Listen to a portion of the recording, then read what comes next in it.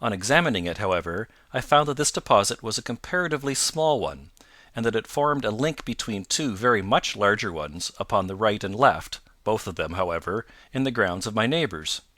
These good people were absolutely ignorant that their land contained that which was quite as valuable as a gold mine.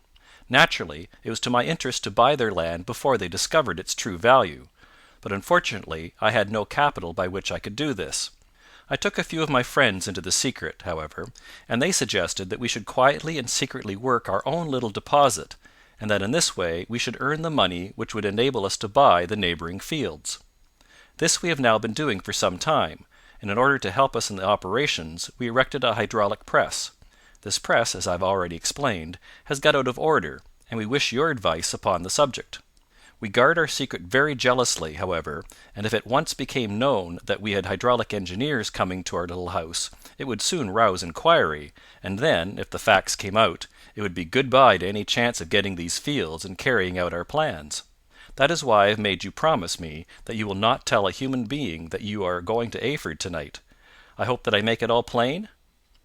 "I quite follow you," said I. "The only point which I could not quite understand was what use you could make of a hydraulic press in excavating fuller's earth, which, as I understand, is dug out like gravel from a pit." "Ah," said he carelessly, "we have our own process. We compress the earth into bricks, so as to remove them without revealing what they are. But that is a mere detail.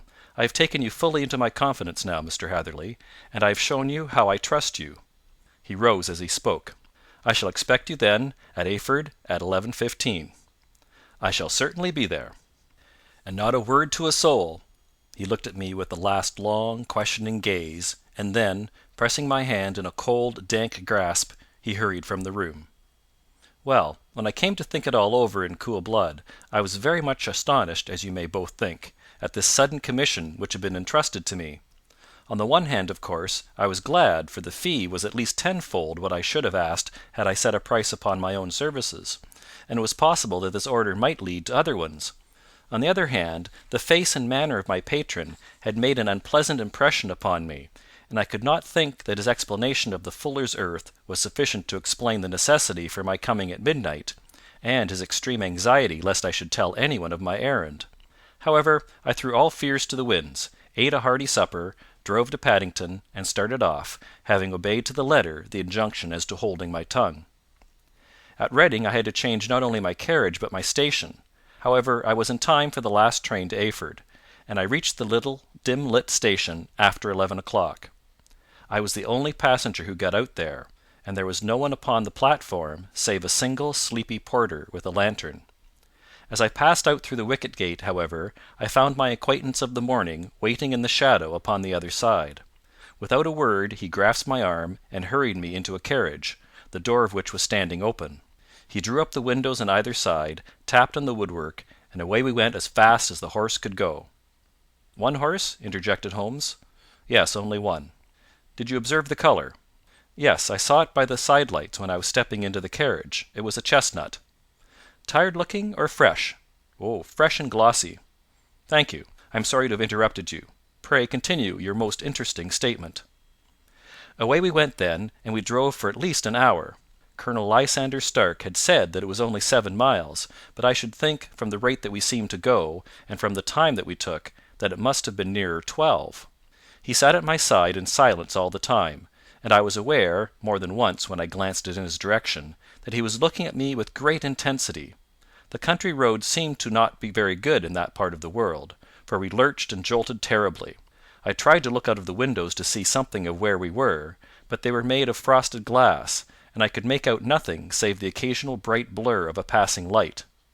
Now and then I hazarded some remark to break the monotony of the journey, but the colonel answered only in monosyllables, and the conversation soon flagged. At last, however, the bumping of the road was exchanged for the crisp smoothness of a gravel drive, and the carriage came to a stand. Colonel Lysander Stark sprang out, and, as I followed after him, pulled me swiftly into a porch, which gaped in front of us. We stepped, as it were, right out of the carriage and into the hall, so that I failed to catch the most fleeting glance of the front of the house. The instant that I had crossed the threshold the door slammed heavily behind us, and I heard faintly the rattle of the wheels as the carriage drove away. It was pitch dark inside the house, and the colonel fumbled about looking for matches and muttering under his breath. Suddenly a door opened at the other end of the passage, and a long, golden bar of light shot out in our direction. It grew broader, and a woman appeared with a lamp in her hand, which she held above her head, pushing her face forward and peering at us. I could see that she was pretty, and from the gloss with which the light shone upon her dark dress, I knew that it was a rich material.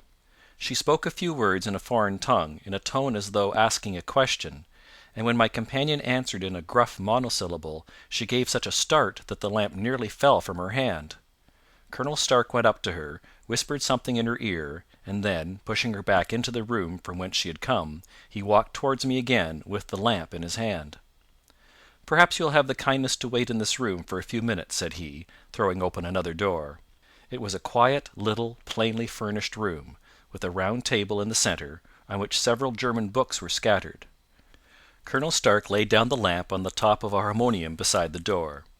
"I shall not keep you waiting an instant," said he, and vanished into the darkness. I glanced at the books upon the table, and in spite of my ignorance of German, I could see that the two of them were treatises on science, the others being volumes of poetry.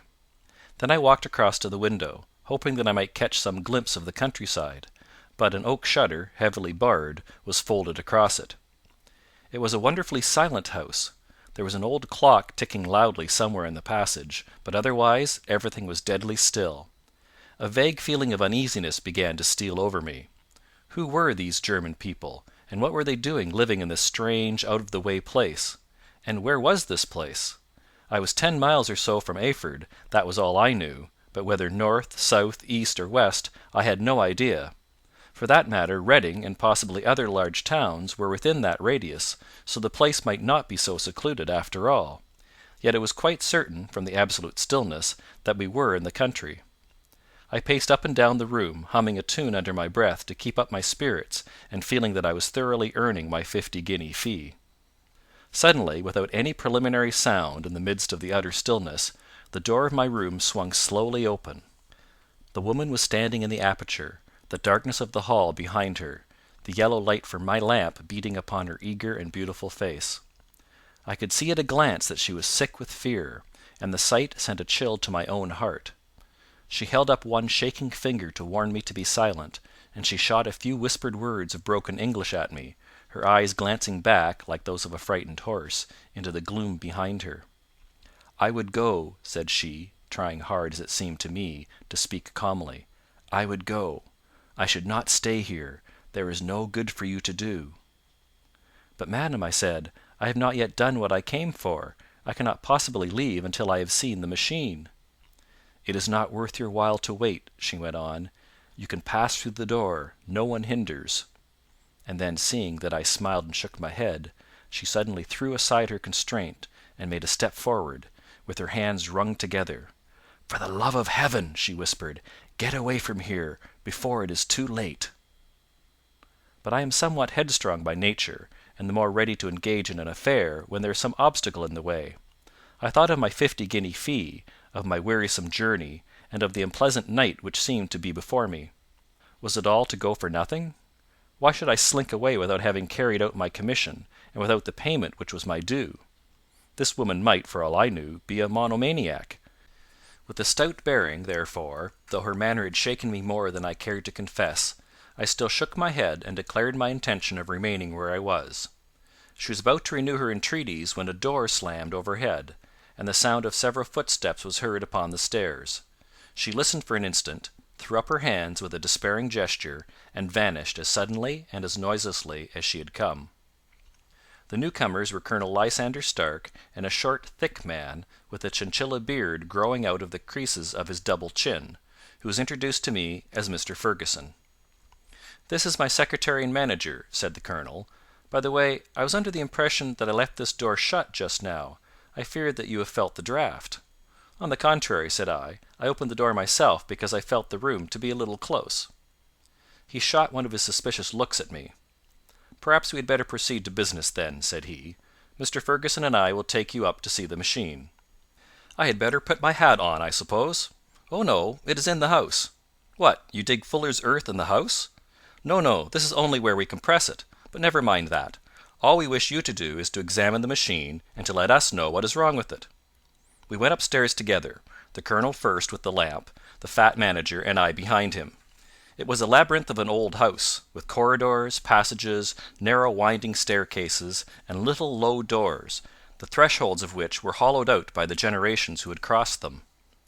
There were no carpets and no sign of any furniture above the ground floor, while the plaster was peeling off the walls, and the damp was breaking through in green, unhealthy blotches. I had tried to put on as an unconcerned air as possible, but I had not forgotten the warnings of the lady, even though I disregarded them, and I kept a keen eye upon my two companions. Fergusson appeared to be a morose and silent man, but I could see from the little that he had said that he was at least a fellow countryman. Colonel Lysander Stark stopped at last before a low door, which he unlocked. Within was a small square room, in which the three of us could hardly get at one time.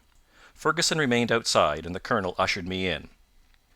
"We are now," said he, "actually within the hydraulic press, and it would be a particularly unpleasant thing for us if anyone were to turn it on. The ceiling of this small chamber is really the end of the descending piston, and it comes down with the force of many tons upon this metal floor. There are small lateral columns of water outside which receive the force, and which transmit and multiply it in the manner which is familiar to you. The machine goes readily enough, but there is some stiffness in the working of it, and it has lost a little of its force. Perhaps you will have the goodness to look it over and to show us how we can set it right." I took the lamp from him, and I examined the machine very thoroughly. It was indeed a gigantic one, and capable of exercising enormous pressure.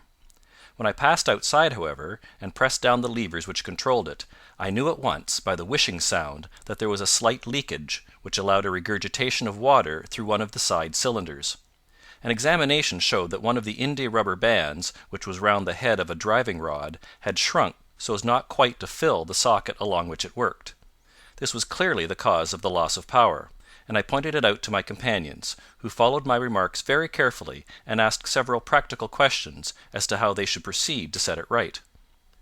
When I had made it clear to them, I returned to the main chamber of the machine, and took a good look at it to satisfy my own curiosity. It was obvious at a glance that the story of the fuller's earth was the merest fabrication, for it would be absurd to suppose that so powerful an engine could be designed for so inadequate a purpose.